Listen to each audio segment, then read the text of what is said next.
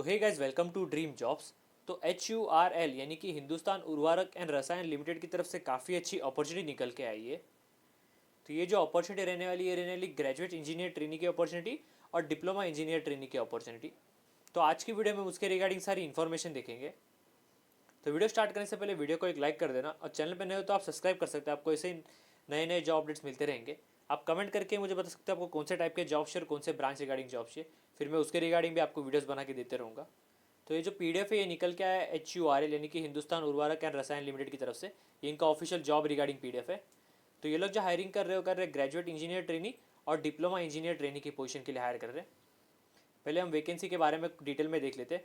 तो जो graduate engineer trainee रहने वाला है उसमें आपको मेजरली 4 ब्रांचेस में ओपनिंग देखने मिलेगी। फर्स्ट रहने वाली केमिकल में, जिसमें आपको 40 वैकेंसी देखने मिलेंगी। सेकंड रहने वाली इंस्ट्रूमेंटेशन, जिसमें आपको 15 वैकेंसी देखने मिलेगी। थर्ड रहने वाली इलेक्ट्रिकल, जिसमें आपको 6 वैकेंसीज देखने मिलेगी। और फोर्थ रहने वाली मैकेनिकल, जिसमें आपको 6 वैकेंसीज देखने मिलेगी। तो ऐसा टोटल आपको 4 ब्रांचेस के लिए ग्रेजुएट इंजीनियर ट्रेनिंग का पोजीशन देखने मिलेगा।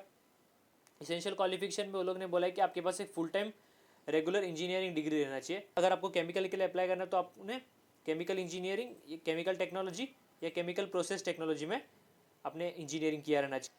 वही अगर आपको इंस्ट्रूमेंटेशन के लिए अप्लाई करना है तो आपके पास एक फुल टाइम इंजीनियरिंग डिग्री रहना चाहिए, नहीं तो AMI in instrumentation, instrumentation and control, instrumentation and control, instrumentation and electronics, electronics and instrumentation, industrial instrumentation, electronics and communication, electronics and control, electronics या इलेक्ट्रॉनिक्स एंड इलेक्ट्रिकल में रहना चाहिए।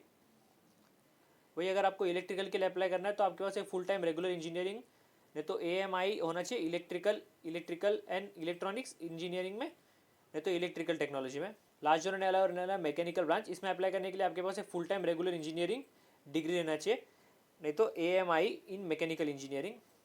एक चीज़ आएगा ना, मार्क्स क्राइटेरिया रहेगा, मिनिमम आपको 60% मार्क्स रहना चाहिए कंपलसरी आपके थ्रू आउट इंजीनियरिंग में। अगर उससे कम रहा तो आप इसमें अप्लाई नहीं कर सकते। सेकंड जो पोजीशन रहने वाला है डिप्लोमा इंजीनियर ट्रेनिंग के लिए, उसमें आपको केमिकल ब्रांच और इंस्ट्रूमेंटेशन ब्रांच के लिए ओपनिंग देखने मिलेगी। केमिकल वालों के लिए टोटल 130 वैकेंसीज रहेंगी और इंस्ट्रूमेंटेशन वालों के लिए 15 वैकेंसी रहेगी। तो इसेंशियल क्वालिफिकेशन में लोग ने बोला है कि अगर आपको केमिकल ब्रांच के लिए अप्लाई करना है तो आपने 3 ईयर्स का फुल टाइम डिप्लोमा किया रहना चाहिए, एक तो केमिकल इंजीनियरिंग में, नहीं तो केमिकल टेक्नोलॉजी में, नहीं तो केमिकल प्रोसेस टेक्नोलॉजी, और आपने BSc किया रहना चाहिए 3 ईयर्स का full time in physics, chemistry and maths, PCM में मतलब। वही अगर आपको इंस्ट्रूमेंटेशन के लिए अप्लाई करना है तो आपने 3 ईयर्स का फुल टाइम डिप्लोमा किया रहना चाहिए इंस्ट्रूमेंटेशन, तो इंस्ट्रूमेंटेशन एंड कंट्रोल और electronics and instrumentation, electronics instrumentation and control और इंडस्ट्रियल इंस्ट्रूमेंटेशन और प्रोसेस कंट्रोल इंस्ट्रूमेंटेशन और इलेक्ट्रॉनिक्स एंड इलेक्ट्रिकल और अप्लाइड इलेक्ट्रॉनिक्स एंड इंस्ट्रूमेंटेशन और इलेक्ट्रिकल एंड कम्युनिकेशन और इलेक्ट्रॉनिक्स एंड कंट्रोल इंजीनियरिंग में किया रहना चाहिए। इसमें भी मार्क्स क्राइटेरिया आपको देखने मिलेगा, आपको मिनिमम 50% मार्क्स रहना चाहिए कंपलसरी थ्रू आउट डिप्लोमा। अगर उससे कम रहा तो आप इसमें अप्लाई करने के लिए एलिजिबल नहीं रहेंगे। यहाँ पर उन्होंने कंपलसरी लिखा है कि ग्रेजुएट इंजीनियर ट्रेनिंग के लिए 60% मार्क्स और डिप्लोमा इंजीनियर ट्रेनिंग के लिए 50% मार्क्स रहना चाहिए कंपलसरी। तो आपका नेचर और पीरियड ऑफ एंगेजमेंट कैसा रहने वाला है?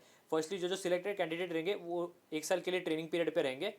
तो अगर आपने ग्रेजुएट इंजीनियर ट्रेनिंग में अप्लाई किया रहेगा तो 1 साल के ट्रेनिंग पीरियड के बाद आपका जो पोजीशन हो जाएगा वो हो जाएगा इंजीनियर, नहीं तो ऑफिसर लेवल का। वही अगर आप डिप्लोमा इंजीनियर ट्रेनिंग के लिए अप्लाई करते हो तो 1 साल के ट्रेनिंग पीरियड के बाद आपका जो पोजीशन रहेगा वो रहेगा जूनियर इंजीनियरिंग असिस्टेंट का, ग्रेड 1 का रहेगा वो भी। आपका पे पर्क्स और स्टाइफंड कितना रहेगा?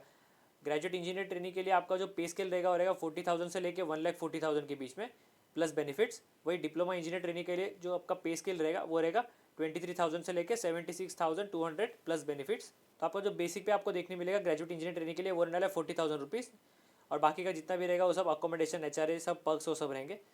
वही डिप्लोमा इंजीनियर ट्रेनिंग का जो बेसिक पे रहेगा वो रहेगा 23,000 रुपीज़। तो ऐसा जो आपका एनुअली CTC रहेगा ग्रेजुएट इंजीनियर ट्रेनिंग का वो रहेगा 14 लाख के आसपास रहेगा, और जो डिप्लोमा इंजीनियर ट्रेनिंग का रहेगा वो 7.7 लाख का के अप्रॉक्स रहेगा। आपका जो 1 साल का ट्रेनिंग पीरियड रहेगा वो वेरियस ऑफिसेज और यूनिट में रहेंगे HURL के। तो ऐसा कोई स्पेसिफिक लोकेशन पे ये लोग ने बताया नहीं है कि इधर ही रहेगा आपका ट्रेनिंग पीरियड।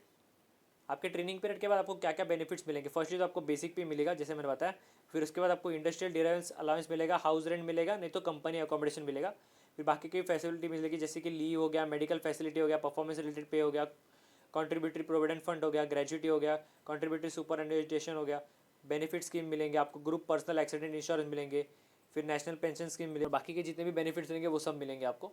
आपका सर्विस एग्रीमेंट बॉन्ड कितना रहेगा? अगर आप ग्रेजुएट इंजीनियर ट्रेनिंग के लिए अप्लाई करते हो तो आपका जो सर्विस एग्रीमेंट बॉन्ड रहेगा वो 3 ईयर्स का रहेगा after completion of training period, यानी कि ट्रेनिंग पीरियड खत्म होने के बाद आप 3 साल तक कंपनी नहीं छोड़ सकते।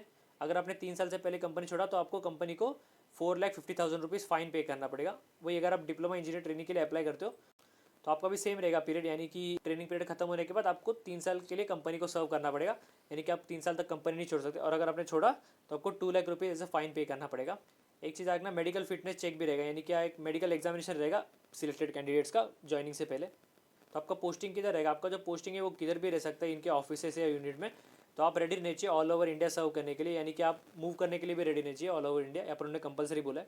तो एज क्राइटेरिया क्या रहने वाला है, अगर आपको ग्रेजुएट इंजीनियर ट्रेनिंग के लिए अप्लाई करना है तो आपका जो मिनिमम एज है वो 18 ईयर्स रहना चाहिए, और जो मैक्सिमम एज है वो 30 ईयर्स से ज़्यादा नहीं रहना चाहिए। वही अगर आपको डिप्लोमा इंजीनियर ट्रेनिंग के लिए अप्लाई करना है तो आपका जो मिनिमम एज है वो 18 ईयर्स रहना चाहिए, और मैक्सिमम एज जो रहेगा वो रहेगा 27 ईयर्स, यानी कि 27 ईयर्स से ज़्यादा नहीं रहना चाहिए। तो आपका सिलेक्शन प्रोसेस कैसे रहेगा, सिलेक्शन प्रोसेस जो रहेगा एक्चुअली 2 स्टेप में रहेगा। फर्स्ट जो रहेगा वो रहेगा ऑनलाइन CBT बेस्ड टेस्ट, यानी कि objective type MCQ question answers रहेंगे, और जो कैंडिडेट उसमें क्वालिफाई करेंगे उनको डॉक्यूमेंट वेरिफिकेशन के लिए बुलाया जाएगा। सिर्फ 2 ही ये स्टेजेस रहने वाले। ये जो आपका ऑनलाइन CBT टेस्ट रहेगा ये आपको सेंटर्स में जाके देना रहेगा, घर से नहीं देना रहेगा। कुछ डेडिकेटेड सेंटर्स रहेंगे, आपको वहाँ पर जाके एग्जाम देना पड़ेगा। यहाँ पर उन्होंने टेंटेटिव लिस्ट भी बता के रखा है। ये जो मोस्टली CBT एग्जाम के जो सेंटर्स रहेंगे वो रहेंगे दिल्ली, लखनऊ, पटना और रांची में रहेंगे। तो आपको वहाँ पर जाके टेस्ट देना रहेगा। जो कैंडिडेट CBT एग्जाम क्लियर करेंगे यानी कि क्वालिफाई करेंगे उनको बाद में डॉक्यूमेंट वेरिफिकेशन के लिए बुलाया जाएगा, और जो आपका फाइनल मेरिट लिस्ट रहेगा वो डिपेंड करेगा आपको CBT में कितना मार्क्स मिले, और डॉक्यूमेंट वेरिफिकेशन पे भी डिपेंड रहेगा वो। यहाँ पर उन्होंने सिलेबस भी देखा रखा है CBT एग्जाम का। आपका जो CBT एग्जाम रहेगा ये MCQ टाइप क्वेश्चन आंसर रहेंगे। टाइम ड्यूरेशन जो रहेगा आपका पेपर का वो रहेगा 2 आवर्स, यानी कि आपको 2 घंटा मिलेगा पेपर खत्म करने के लिए।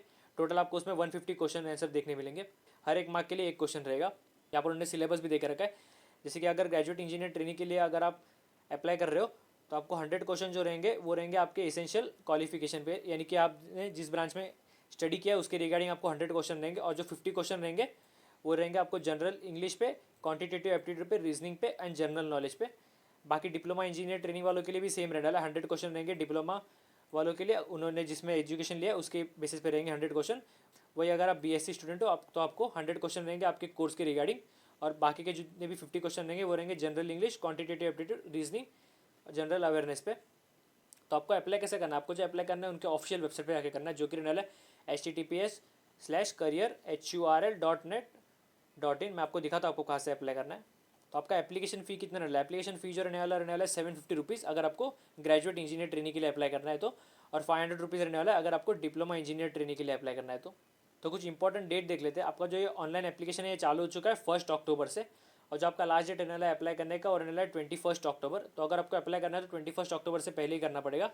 आपको एप्लीकेशन लिंक डिस्क्रिप्शन में मिल जाएगी, जैसे आप वो लिंक पे क्लिक करोगे ना तो आप ये वाले पेज पे आ जाओगे। इनका ऑफिशियल करियर वेबसाइट है, यहाँ पर आपको देखने मिलेगा HURL invites online applicant for the post of graduate engineer training and diploma engineer training.